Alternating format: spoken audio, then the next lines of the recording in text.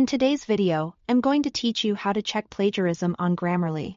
Whether you are polishing a school paper, a blog post, or a professional report, confirming originality helps you write with confidence and credit sources correctly. I'll walk you through the process from opening your document to understanding the results and making effective fixes. First, open the Grammarly editor.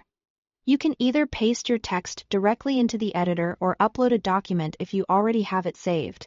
Pasting is quick and great for shorter pieces, while uploading preserves your original formatting for longer or more complex documents. Give the editor a moment to load everything. Once your text appears in the main workspace, you are ready to check for overlap with existing sources. Next, activate the plagiarism feature. Look for the plagiarism button. Sometimes it appears as Check for Plagiarism. And in some layouts, you'll find it within the A text and plagiarism option.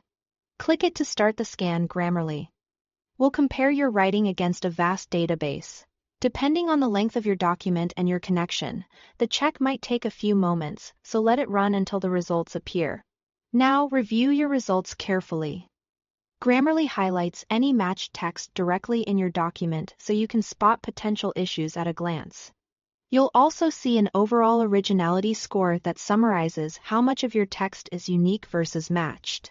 This score is a guide, not a verdict, so use it alongside the detailed highlights. For each match, Grammarly offers links to the original sources. Following these links helps you verify the context and determine whether the similarity comes from a common phrase, a widely used definition, or a passage that needs citation or rewriting. Finally, fix the issues flagged by the tool.